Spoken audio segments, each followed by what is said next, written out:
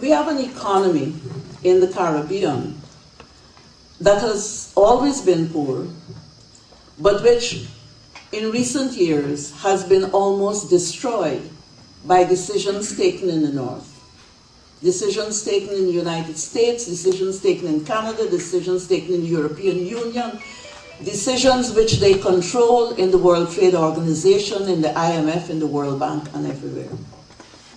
So, for example, in the Caribbean, what you have in some islands is an economy that was dependent almost completely on the banana industry, which banana industry has been destroyed by decisions taken at the World Trade Organization. We have other economies in the Caribbean dependent on sugar, and sugar is now under severe threat where it exists. So in Guyana, for example, which is where I come from, sugar employs more people than any other industry. It employs, remember you're talking about countries with small economies and small populations. Sugar employs 17,000 people. Sugar indirectly affects another times 10 of that 17,000, so 170,000. You're talking about a total workforce of no more than, say, 400,000. So you're talking about something like half the workforce, almost half the workforce indirectly affected. And yet it is true that the United States has gone to the World Trade Organization and orchestrated the end of a long-standing protocol which had been negotiated and renegotiated over many years for what is called preferential access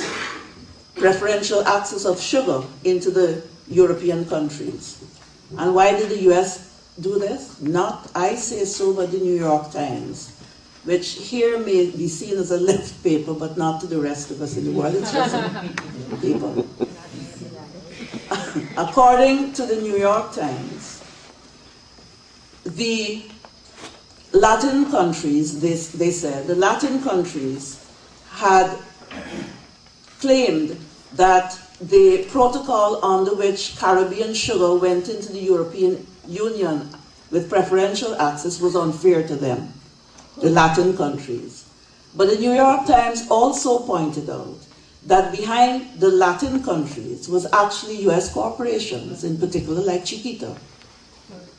And the New York Times, not me, the New York Times also pointed out that immediately preceding the United States going to the World Trade Organization to push for the end to the preferential access to the European Union for sugar, immediately before, not very large donations, not large enough to sell out whole countries, not very large donations had been made both to the Democratic Party and the Republican Party of the United States. The Democratic Party was then led by President Clinton.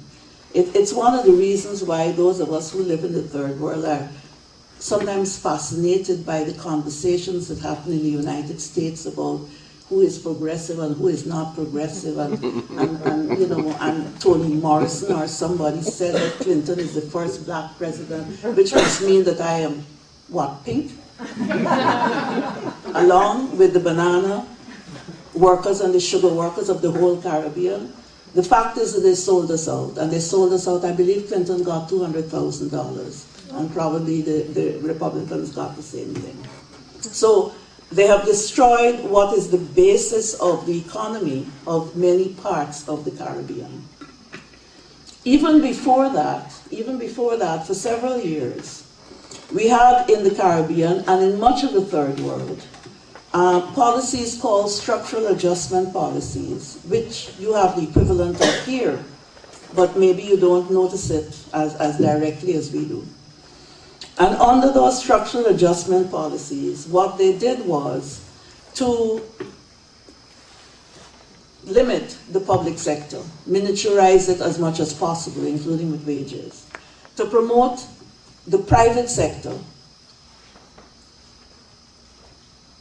And what resulted out of that was, of course, a massive loss of jobs.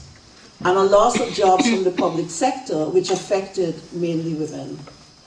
And mainly women who would be like nurses, teachers, lower level civil servants and so on. Okay, so then you promote the private sector, and that is supposed to free us. So where are the jobs for women in the private sector? Well, they could, like before, be shop assistants, yes.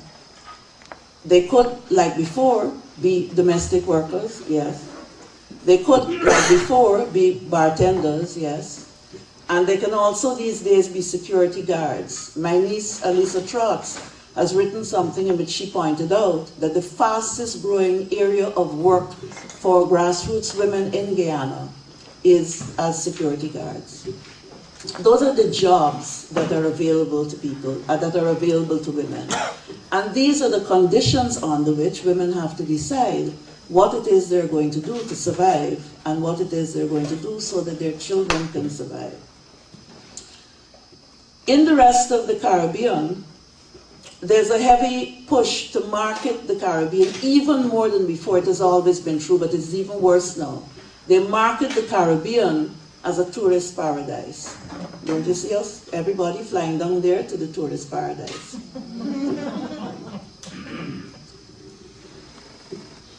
And part of having a tourist paradise is having prostitution. That's a part of it. So in the rest of the Caribbean, the number of prostitute women increases in direct proportion to this pressure, to this marketing of the Caribbean as a tourist paradise. Guyana is not a tourist paradise for several reasons, including the fact that we don't have white sand and blue water and so on. So we are pushing ecotourism, so that's not where the increase in prostitute women comes in Guyana. We don't have an organized sex industry, we don't have organized brothels and so on. What we do have is an economy in such disarray,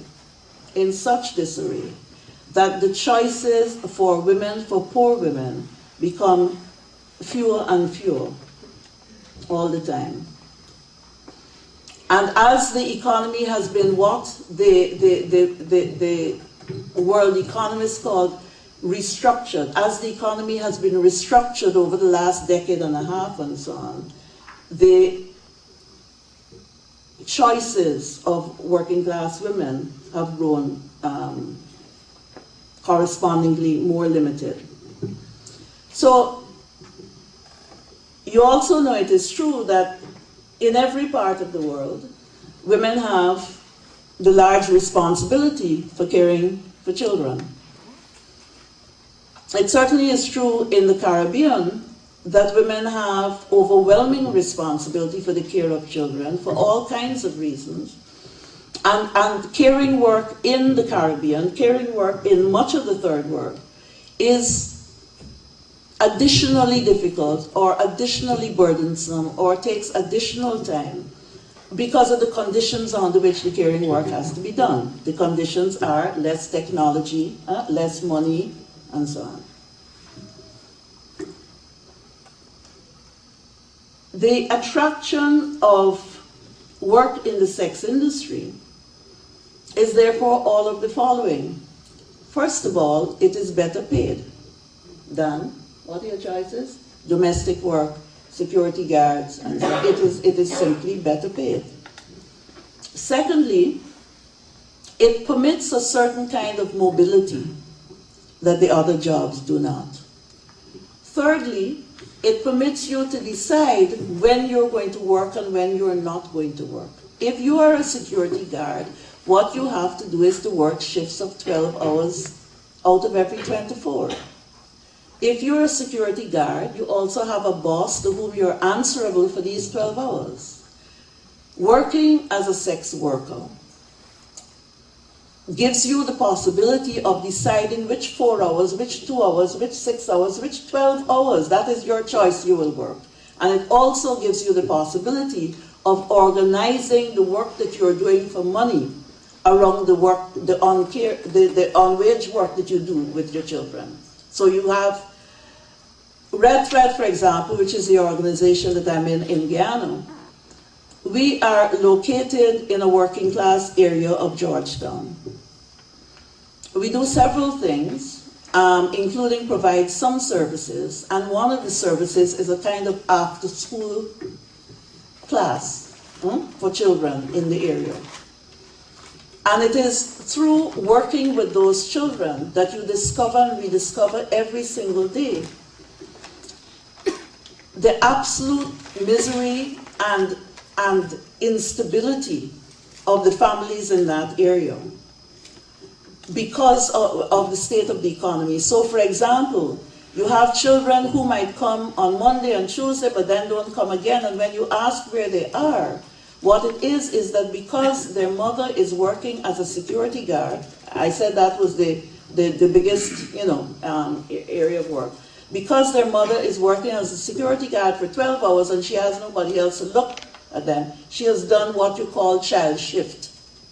In other words, the child has moved not only from that household, but from that community to some other community, to some other person who can look at the child for 2 or 3 days.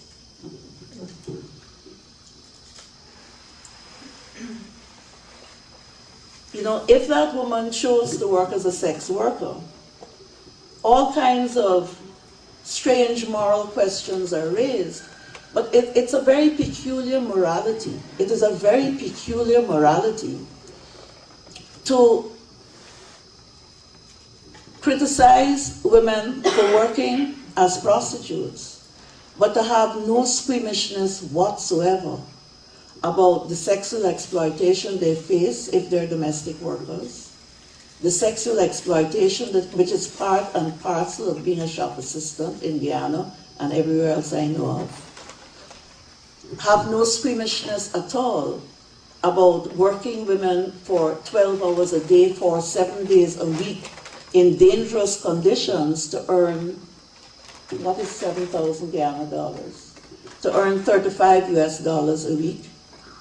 It's a strange morality not to be squeamish about people working for 7 times 12, 84 hours a week for $35 US a week. And I'm saying all that to say several things. First of all, that it is an entirely reasonable choice. It's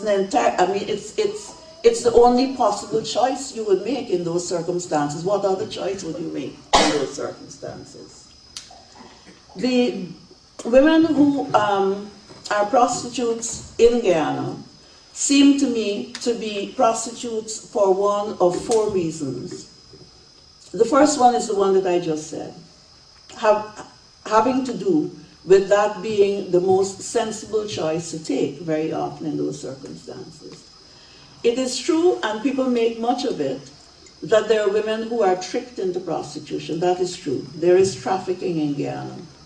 Trafficking in Guyana doesn't work between Guyana and other countries. It is trafficking between the interior of Guyana and the coast of Guyana. And what that means is that you're trafficking, of course, the most vulnerable persons, because the interior of Guyana is where the indigenous people of Guyana live. And so indigenous women and girls are trafficked from the interior to the coast. That is true. It is also true that schoolgirls are tricked and manipulated into prostitution, and occasionally fairly young children. That is a minority. You have other women who sell sex, and again, for financial reasons. With the kind of economy that I've tried briefly to sketch, large numbers of women and men, but in particular women in Guyana, have to operate as traders, as higglers. I don't know what other word people use. Basically what you're doing is informal selling, right? You're selling in the country between the interior and town, across the seas and so on. And so there are women who have to do that in order to make a living. And the costs are high, and the bribes, you have to pay bribes, you have to pay customs, you have to pay immigration and so on. So you sell sex in order to bribe customs and immigration. But all of those women, whatever their reason, are in the end always engaged in the work of prostitution, because what they're trying to do is not only survive, but to feed their children. And then you have some women who are escaping domestic abuse, who are who have been abandoned and so on. But the overwhelming majority of women who are prostitute women are attempting to survive and to make their children survive. Most prostitute women in Guyana are mothers with young children. Most. The age range of prostitute women in Guyana is from 16, I'm not saying there are none outside the age range, but the majority, range between 16 and 38. And if you listen to that range, you will see that those are the main childbearing ages.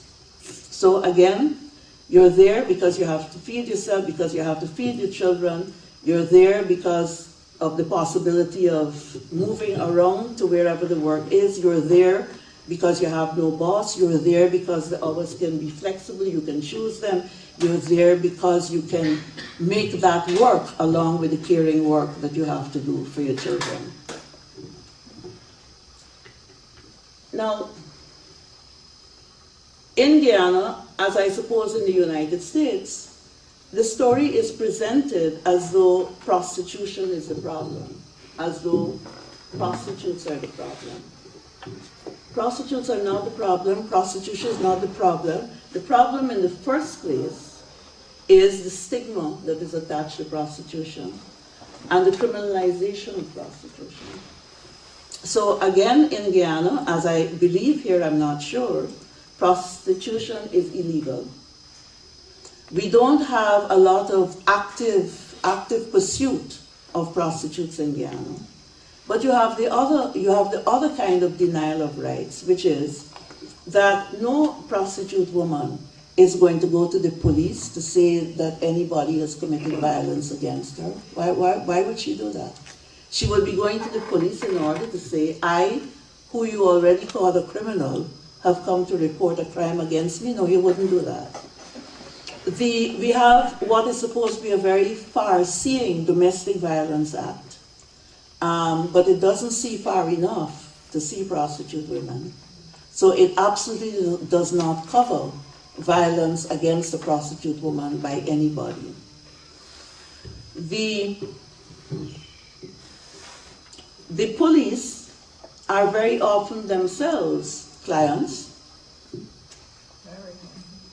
and they're very often clients who commit violence against prostitute women. So that's another reason why you wouldn't go anywhere near them. Now, this may seem to you a little far-fetched, but since I've been in the United States this time, I've been very struck by the number of people that Selma and I have met who say that they're working on the question of immigration. And whenever they told us that they were working on the question of immigration, we asked them whether they were part of working on the question of immigration means that you're working to oppose the policies of the United States government in relation to immigration. The policies which create, the policies which bring us here, the policies which force us out of where we live to come here and then render us the criminals. I was talking the other night to some people and saying that there was a book, a recent book by a woman called Edwidge Danticat of Haiti, in which she talked about, it's a memoir, she had written works of fiction before, and she was talking about an uncle who had died in, I don't know what you call it, a kind of holding, an immigration holding pen that they had. He was being held in this place in spite of the fact that he was here only as a visitor and with a visa to come. But, you know, he was Asian, so that automatically made him illegitimate. So they held him, and he died. Frankly, the man probably died of shock and grief and so on. And when he died, his father, who was Edwidge Danticat's, his brother, I'm sorry, who was Edwidge Danticat's father, who himself was in hospital terminally ill, said, if they only allowed us to be a country, if they only allowed our country to be a country, none of us would ever need to come here. None of us would ever need to live here. None of us would ever need to die here. To me, to leave alone policies of the most powerful governments of the North, which then force people from the Caribbean and the rest of the third world, and Mexico, from all over the place here, and then criminalizes us for being here. Something about that reminds me of what is done in relation to prostitute women, however far-fetched it seems. Because what you do is to run economic policies and to permit economic policies which give me a choice between being a security guard for 84 hours a week for $35 US a week. You give me a choice between that and working as a prostitute. And then when I choose to be a prostitute, you say I'm a criminal. There is a correspondence there between those things. And so finally, it seems to me that we have to act at two levels. Always, whether we're dealing with prostitute women or anything else, we have to act at two levels. One is, in the world as it is at the moment, what needs to be done? What needs to be done in order to end the criminalization and the brutality, really, that is meted out against people? What needs to be done? Selma was talking today, I don't know much about it, Selma was talking today about what they've done in New Zealand. Right? So it seems to me that you have to push for laws, for changes to be made which end the injustice against people like prostitute women. But it also seems to me that along with that, and pushing towards that, that you have, she said plunge in, that you have to plunge in if you have not already plunged. And if you have plunged, that you have to plunge in a little further to contest the policies that make us criminals in the first place. Thank you very much.